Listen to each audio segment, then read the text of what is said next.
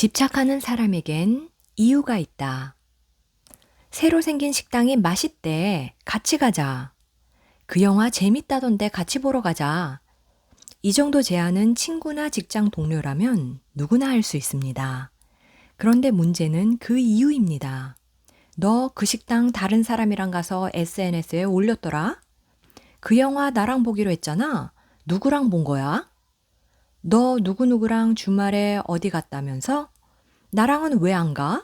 라며 꼭 같이 하자고 약속을 정한 것도 아닌데 내가 다른 사람과 어디에 가거나 무엇을 하면 굉장히 예민하게 반응하고 심지어 화까지 내는 사람이 있습니다.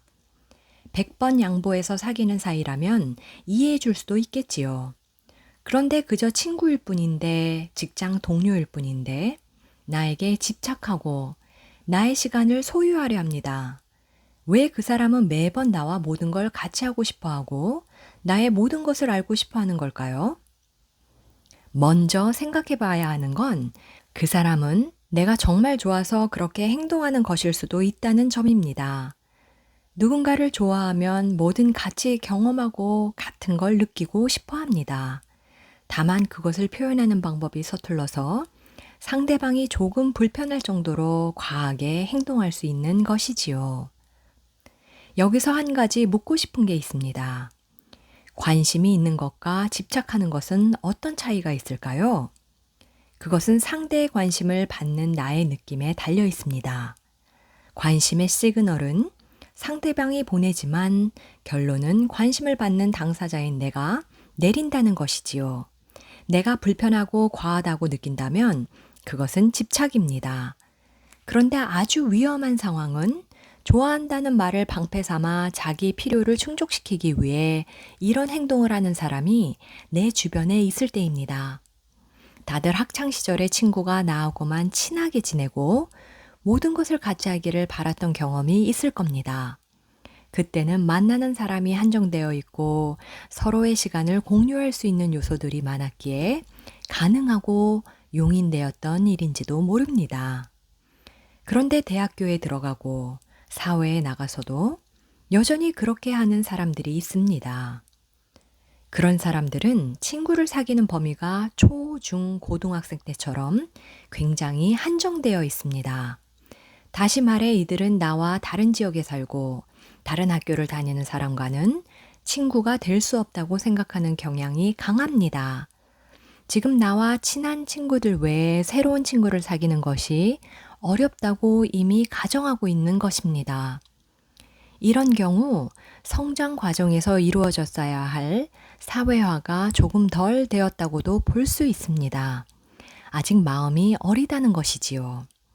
이런 사람이 사회에 나와서 다른 사람을 만나는 경우에는 정도가 더 심해질 것입니다. 나는 사람을 사귀기가 힘든데 나와 마음이 맞고 친해질 수 있을 것 같은 존재를 찾았으니 얼마나 상대에게 더 큰 의미를 부여하겠어요. 그들이 느끼기에 드디어 사귄 친구가 다른 사람과 친해진다는 것은 나에게 올 관심과 애정이 줄어든다는 의미입니다. 게다가 본인은 새로운 친구를 더 사귈 수 없으니 우리의 관계가 손해를 보고 있다고 여길 겁니다. 정리하자면 그 친구의 세상은 굉장히 작은데 여러분이 자기 없이 더 큰 세상으로 간다니 회방 놓고 싶은 것입니다. 그리고 그것을 합리화하기 위해 사용하는 말이 있습니다. 바로 좋아한다는 말입니다. 그렇게 집착하는 친구가 옆에 있으면 우리는 보통 걔는 나를 너무 좋아해서 그런다 라고 생각합니다. 주위에서도 야, 걔는 널 진짜 좋아하나 보다 이렇게 말하고요. 그런데 그건 정말 큰 착각일 수 있습니다. 그 친구에게 여러분은 like가 아닌 want의 대상이니까요. 순수하게 여러분을 좋아해서가 아니라 여러분이 없는 순간이 불편해서 그것을 벗어나고 싶어서 그럴 수 있다는 것입니다. 내가 없을 때 불편한 것과 나와 있으면 좋은 것은 완전히 구분되는 감정입니다. 남녀 관계 역시 마찬가지이지요. 너 없으면 못 산다고 난리를 쳤던 너무 좋아한 나머지 집착했던 사람일수록 관계가 회복되지 않을 거라고 판단되면 재빨리 다른 상대를 찾는 경우가 많습니다. 자신에게 필요한 그런 존재를 또다시 찾는 것이지요. 여러분에게 집착하는 그 친구 역시 마찬가지일 수 있습니다. 그냥 나를 좋아하는 친구인데 이게 그렇게까지 심각한 문제일까 하는 생각도 들 겁니다. 눈에 보이는 1차적인 피해는 다른 사람을 만나기 힘들어진다는 것입니다. 하지만 문제는 그것이 끝이 아니라는 데 있습니다. 그런 사람은 여러분이 새로운 도전이나 변화를 추구하지 못하게 하는 암시적인 말을 반복해서 합니다. 왜냐하면 새로운 일을 하고 새로운 세상을 알아갈수록 자신이 필요 없는 시간을 보낼 확률이 커지니까요. 그래서 그 친구는 여러분이 용기를 내서 뭔가 새로운 일을 하고 싶을 때 그것을 하지 않아도 되는 수십 가지의 이유를 친절하고도 자세히 얘기해 줄 것입니다. 심지어 본인도 모르는 사이에 말이지요. 그렇다면 나에게 집착하는 그 사람을 자연스럽게 피할 방법은 없을까요?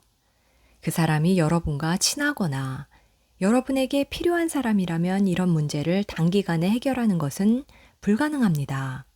그런데 우리가 심리학을 공부하는 이유 중 하나는 이런 사람을 순식간에 끊어내는 기술이 아니라 거리를 두는 지혜를 배우기 위함이 아닐까요? 집착하는 사람과 거리를 두는 가장 좋은 방법은 시간, 돈, 사람, 이 셋 중 하나를 확실히 공유하지 않는 것입니다. 전혀 공유하지 않는 한 가지만 있다면 너 나 도와줄 수 있어? 라고 할 때 참견할 방법이 없어지니까요. 일례로 나에게 집착하는 친구가 금전적으로 여유가 있다고 합시다. 경제적으로 힘들 때마다 그 친구가 돈을 빌려주거나 다른 도움을 주었다면 그것이 그 친구로부터 빠져나오기 힘든 이유가 될 수 있습니다. 완벽하게 모든 면에서 나에게 도움을 받기만 하는 사람이 나에게 집착하는 경우는 없습니다. 무언가 한 가지는 그 친구가 여러분에게 주고 있는 것입니다. 집착하는 친구가 전혀 알지 못하는 아예 새로운 분야를 공부하는 것도 거리를 둘 수 있는 좋은 방법입니다. 믿기지 않겠지만 고등학교 때 저에게 집착하는 친구가 있었습니다. 그 친구는 부모님 뜻에 따라 법학과에 진학했고 저는 심리학과에 들어갔습니다.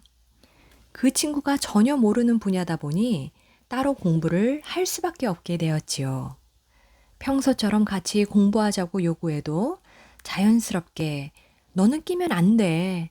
너는 이 상황에서는 큰 역할을 할 수 없어. 같은 암시적인 말들을 할 수 있는 상황이 조성되었습니다.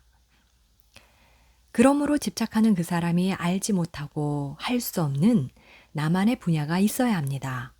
매번 모든 걸 알고 싶어 하고 모든 걸 같이 하고 싶어 하는 그 친구는 여러분이 자신과 똑같다고 생각하고 있을 겁니다. 그러니 상대에게 모든 원인을 돌리기 전에 먼저 그 친구와 차별화되는 나만의 무언가가 있는지 생각해 보기 바랍니다. 두 사람 간의 공통 분모가 될 수 없는 전혀 다른 측면을 내가 만들어내지 못하고 있는 것은 아닌지 스스로를 돌아볼 필요가 있습니다. 그런데 집착이 친구 간에만 생기는 문제일까요? 사실 가족들 사이에 그러는 경우가 더 많습니다. 같이 보내는 시간이 길고 가장 많은 걸 공유하는 만큼 집착하기 좋은 것이 가족입니다. 형제 자매가 결혼을 못하게 하는가 하면 부모 자식 간에도 그런 사례가 굉장히 많습니다. 가족 간의 집착이 더 위험한 이유는 우정도 아니고 애정, 즉 가족 간의 사랑이라는 이름으로 둔갑하기 때문입니다. 그래서 나를 더욱 지치고 힘들게 합니다. 도대체 왜 가족 간의 집착이 일어나는 걸까요? 보통은 부모가 자식에게 집착하는 경우가 많다고 알려져 있습니다. 상당 부분 사실이기도 하고요. 부모님이 자식에게 집착하는 것은 태어나면서부터 애정으로 키웠기 때문입니다. 아무것도 할 수 없던 갓난아기를 안아주고 먹여주고 보호해 주었지요. 우리가 누군가를 보호한다는 것은 그에 따르는 모든 손해를 감수해야 한다는 것을 의미합니다. 즉, 그 과정에서 포기한 것이 많기 때문에 결과적으로 집착하게 되는 것입니다. 처음에는 섭섭함으로 시작하겠지요. 하지만 그 감정이 쌓여서 결과적으로는 집착이 됩니다. 그건 부모님이 느끼는 보상 심리 아닌가요? 하고 반문하는 사람도 있을 겁니다. 하지만 그렇게 단순하게 말하기는 어렵습니다. 보상은 거래를 전제로 하고 다른 무언가로 대체할 수 있어야 합니다. 하지만 자식은 교환하거나 대체할 수 있는 존재가 아닙니다. 그러니 부모님의 집착을 폄훼하거나 비난하지는 말았으면 합니다. 그렇다고 해서 부모님이 나한테 집착하시는 걸 그대로 둘 수는 없겠지요. 관계를 끊고 모른 척할 수도 없는 노릇이고요. 그렇다고 급한 마음에 엄마, 아빠도 이제 다양한 사람을 좀 만나세요. 라고 하는 건 현실성이 떨어질 뿐더러 부모님께 상처가 될 수 있습니다. 그럴 때는 부모님께 자아를 존중하고 자기를 개발할 수 있는 무언가를 만들어 드리는 것이 좋습니다. 공부도 좋고 취미나 운동도 좋습니다. 아주 예외적인 경우가 아니라면 부모님도 분명 좋아하는 무언가가 있었을 겁니다. 자식을 키우기 위해 포기할 수밖에 없었던 것들을 말이지요. 부모님과 많은 이야기를 나눠보기 바랍니다. 여러분을 낳기 전, 결혼하기 전 어머니, 아버지의 이야기에 한번 귀 기울여 보세요. 그리고 거기에 찾은 무언가를 같이 시작하면 됩니다. 어느 정도 궤도에 오를 때까지는 여러분이 옆에 있어 줘야겠지요. 그리고 난 뒤에는 서서히 빠져주면 됩니다. 이때 유의해야 할 점은 밥할 때처럼 다 되었다 싶어도 조금 뜸을 들여야지 성급하게 미리 밥솥 뚜껑을 열면 안 된다는 것입니다. 최종적으로 도달해야 할 지점은 부모님이 나에 대한 집착을 버리고 다양한 사람을 만나 그들과 교류하는 것입니다. 그 목표까지 가는 길에는 징검다리가 촘촘하게 놓여 있습니다. 그 징검다리 중 어디까지 부모님의 손을 잡고 함께 갈지는 고민이 필요합니다. 사실 저도 예전에 비슷한 경험을 한 적이 있습니다. 많은 부부 유학생들의 문제이기도 한데 사회적으로 활발하게 활동했던 아내조차 유학을 가보니 남편인 저만 바라보게 되더라고요. 아내에게 너도 사람을 좀 만나 라는 말을 했었는데 지금도 아내는 그때를 생각하면 배신감에 치가 떨린다고 합니다. 조금 시간이 흘러 비학위 과정 유학생 모임에 아내와 함께 나갔습니다. 친구가 생길 때까지만 같이 다녔는데 어느 순간 오지 말라고 하는 모임이 생기더군요. 또래 여성들끼리만 나누고 싶은 이야기가 있었겠지요. 그리고 얼마 후 아내는 저보다 훨씬 더 많은 모임에서 다양한 사람을 만나고 있었습니다. 부모님 역시 마찬가지 아닐까요? 여러분이 시작만 도와준다면 더 큰 세계를 만들 것이고 자식에게만 온 신경을 쏟던 모습은 금세 사라질 것입니다. 다변화되고 자원이 많아지며 이동이 활발해진 사회에서 모든 것을 서로 알고 함께하는 도원결의형 인간은 오히려 점점 더 불행해진다고 합니다. 합리적 정서 행동 치료의 창시자인 엘버트 앨리스는 이것을 비합리적인 신념이라고까지 말합니다. 그러니 집착하는 친구 때문에 괴롭다면 나부터 여러 사람과 만나는 것을 두려워하지 말고 느슨하지만 다양한 인간관계를 만들 필요가 있습니다. 여러분에게 집착하는 그 사람이 나와 너는 똑같은 사람이고 같은 운명 공동체야 라고 인식하지 않도록 말이지요. 은근히 무시하는 사람 상대하는 법. 여럿이 모여 대화를 합니다. 이 일은 제가 할게요. 누구누구 씨는 잘 모르더라고요. 옆팀 김대리가 주식으로 몇천 벌었더라고요. 맞다. 누구누구 씨는 주식 안에서 이런 이야기 재미없겠다. 어머, 이 옷 무슨 브랜드 신상이죠? 아, 그런데 누구누구 씨는 옷 브랜드 같은 건 관심 없지? 그런데 대화를 할수록 묘하게 나만 기분이 나빠집니다. 그렇다고 다 같이 있는데 화를 내면 어색하고 이상한 상황이 될 것 같아 그러지도 못합니다. 이것이 바로 은근히 나를 무시하는 사람과 대화를 할 때 자주 느낄 수 있는 감정입니다. 대놓고 무시하면 화라도 낼 텐데 여럿이 모여 있는 상황에서 나만 무시하니까 화도 못 내고 혼자서 속만 끓이게 되지요. 도대체 그 사람은 왜 무리 중에 누군가를 콕 집어 타깃으로 정해놓고 무시하는 걸까요? 누군가를 만나 대화를 하는 도중 이 사람은 도대체 왜 나만 무시하는 거지?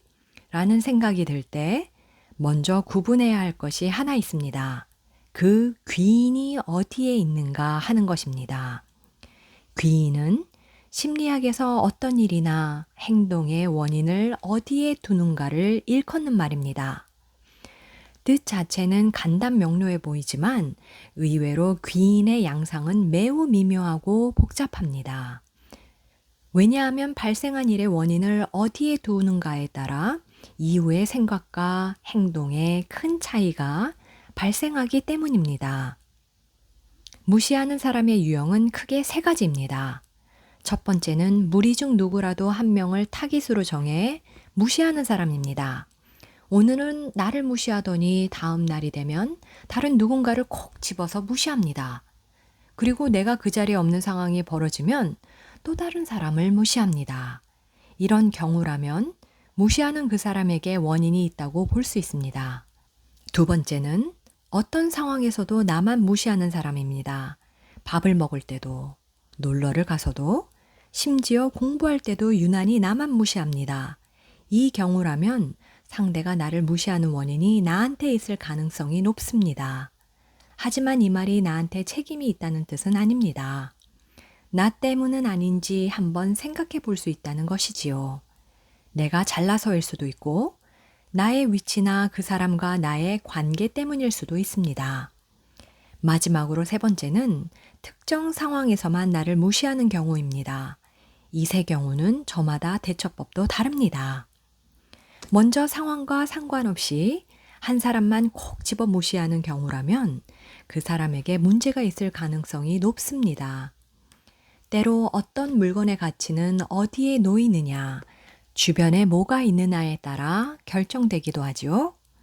이렇듯 대놓고 누군가를 무시하는 사람은 자기보다 모자라 보이거나 못나 보이는 사람을 주변에 두어 상대적으로 자신을 돋보이게 만드는 전략을 구사합니다. 이런 사람들의 특징은 늘 자신이 돋보이길 바라고 어떤 상황에서도 자기가 주도권을 가졌으면 하는 욕망이 크다는 것입니다. 그리고 그 주도권을 가지는 방법으로 자기 말에 토를 달거나 자신의 권위를 위협하는 사람을 무시하는 것이지요. 그런데 왜 이들은 굳이 딱 한 사람을 콕 집어서 무시하는 전략을 택했을까요?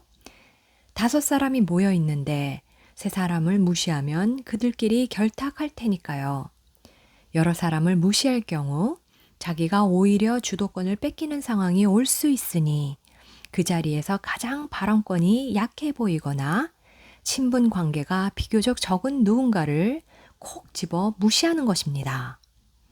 만약 특정 상황에서만 유독 나를 무시하는 사람이 있다면 그에게는 이 상황이 굉장히 중요한 순간이기 때문일 수 있습니다.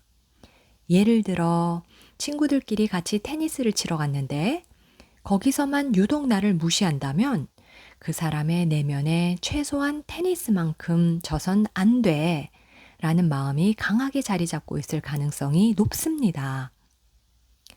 그렇다면 그는 왜 그런 마음을 가지게 되었을까요? 그 상황이나 장면에 무척 좋지 않은 기억이 있기 때문입니다. 친구들끼리라면 그런 상황에 놓이고 싶지 않은데 자꾸 같이 하자고 해서 그렇게 되었을 수 있겠지요. 그리고 앞서 언급했던 짜증이나 신경질로 문제를 해결하려는 사람들처럼 남을 무시하는 방법으로 이 상황을 해결할 수 있을 거라는 그릇된 신념이 생겼을 수도 있습니다. 마지막으로 상황과 상관없이 무조건 나만 정조준해서 무시한다면 나를 아무것도 못하게 하고 나에게 어떤 기회도 주지 않으려는 의도가 있는 것입니다. 상대방과 친구 관계라면 무시하는 행동의 이면에는 여러분이 자신을 불리하게 하거나 주인공이 되는데 방해가 될 거라는 불안이 그의 마음에 자리 잡고 있을지 모릅니다. 예를 들어 그 친구가 주변에 알리고 싶지 않은 비밀을 여러분만 알고 있다고 합시다. 그러면 그는 여러분에게 아무한테도 그 얘기를 하지 말라고 부탁해야 합니다. 그런데 부탁하기도 싫고 부탁하더라도 다른 데 전할까봐 계속 불안하다면 그 친구는 어떤 전략을 세울까요? 비밀을 알고 있는 여러분을 무시하고 발언권을 주지 않는 것이 전략이 될 수 있겠지요. 이렇듯 상대가 나만 무시한다면 그는 일정 부분 여러분을 자신의 불안 요소로 보고 있을 가능성이 큽니다. 직장인들 가운데 제게 이런 질문을 하는 분이 많습니다.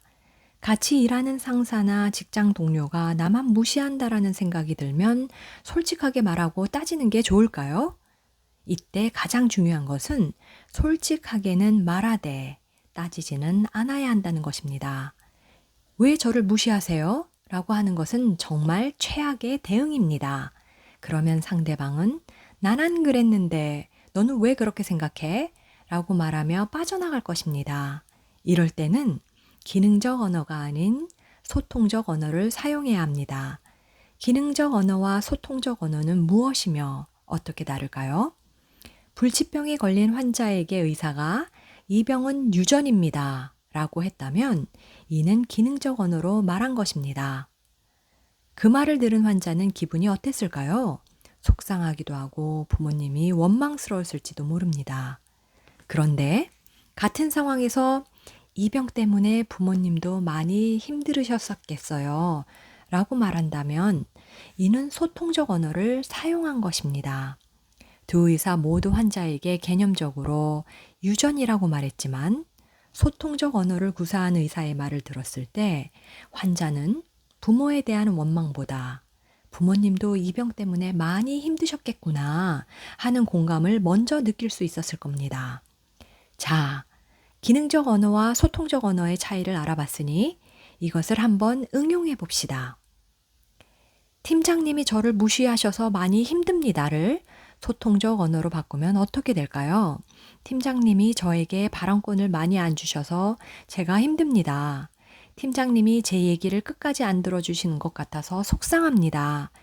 이렇게 바꾸어 말했을 경우 그 얘기를 들은 사람이 정말 일부러 무시하려고 한 게 아니라면 혹시 내가 그런 오해를 불러일으킬 만한 상황을 만들었나 하고 한 번쯤 스스로를 돌아보게 될 것입니다. 게다가 일정 부분 일부러 그렇게 했다고 해도 자신 때문에 힘들어하는 사람을 보면 어지간한 악인이 아니고서는 자신의 행동을 반성하거나 최소한 되돌아볼지 모릅니다. 마지막으로 한 가지 대화 팁을 더 알려드리자면 소통적 언어를 쓰면서 상대가 잘해주었거나 좋았던 점을 하나쯤 덧붙이면 좋겠습니다. 예를 들면 제 말을 끊지는 않으시는데 발언할 기회는 많이 안 주시는 것 같아서 속상합니다. 정도가 되겠지요. 그러면 상대가 좀 더 명확하게 이해할 수 있을 것입니다. 누군가 여러분에게 왜 너는 나만 무시해? 라는 말을 하는 경우도 있겠지요. 그 상황에서 나 안 그랬어 라고 말하는 건 아무런 해결에 도움이 되지 않습니다. 그럴 때는 중간에 말을 잘랐는지, 대화 도중 발언할 기회를 주지 않았는지, 혹은 그 사람한테만 시선을 안 주었는지 등 왜 그렇게 느꼈는지 아주 구체적인 상황을 상대방에게 말해달라고 해야 합니다. 그렇게 하지 않으면 상대가 왜 그렇게 느꼈는지 그 원인을 정확히 알아내기가 어려울 테니까요. 아주 구체적으로 알려주면 내가 고칠게 라고 말해야 관계를 개선시킬 수 있습니다. 그런데 만약 여러분이 실제로 그 사람을 무시한 것이라면 어떻게 해야 할까요?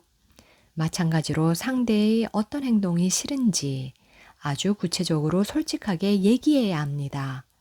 제대로 알고 고치지 않으면 서로 안 좋은 감정만 쌓일 뿐입니다. 그렇게 감정의 골이 깊어지다 보면 싸우는 것보다 더 안 좋은 결과가 생깁니다. 차라리 싸우면 뭐가 문제인지 나도 알고 상대방도 알고 남들도 알게 될 텐데 서로 아무 말도 안 하면 아무도 모르는 채로 그 문제를 계속 안고 가게 됩니다. 모든 병은 말기로 갈수록 예후가 좋지 않습니다. 우리가 유난히 무서워하는 질병들의 공통점은 조기 발견이 힘들다는 것입니다. 뒤늦게 발견할수록 치료 가능성이 줄어들 수밖에 없습니다. 인간관계도 마찬가지입니다. 대화로 풀 수 있는 문제를 조기에 발견하지 않고 계속 안고 가니까 결국 곪게 되고 덩어리가 커져서 더 안 좋은 결과를 초래하게 되는 것입니다. 그러니 그냥 끊어내도 되는 관계가 아니라면 솔직하게 툭 터놓고 소통적 언어를 사용해서 마음속 응어리를 풀기 바랍니다. 누군가를 무시해서 자신을 돋보이게 하려는 사람들의 못된 점 중 하나가 그렇게 하니까 사람들이 내 말을 더 잘 듣더라 하고 생각하는 것입니다. 그런데 이들이 이런 생각을 계속 유지할 수 있는 것은 주변 사람들이 그 사람이 그렇게 행동해도 지적하지 않고 그 모임에 계속 참여할 수 있게 해줬기 때문입니다. 어떤 사람이 모임이나 조직에서 무시당하고 있다면 함께하고 있는 나를 비롯한 다른 사람들에게도 어느 정도 거기에 책임이 있습니다. 그러니 누군가 불편한 상황에 처해 있고 무시당하면 단호하게 지적해야 합니다. 나라도 말을 걸고 그 사람 이야기에 귀 기울여 줘야 합니다. 무시하는 나쁜 습관을 가진 그 사람을 계속 놔두고 방치한다면 그 다음 타깃은 여러분이 될지도 모르니까요. 잘 들어주셔서 감사합니다.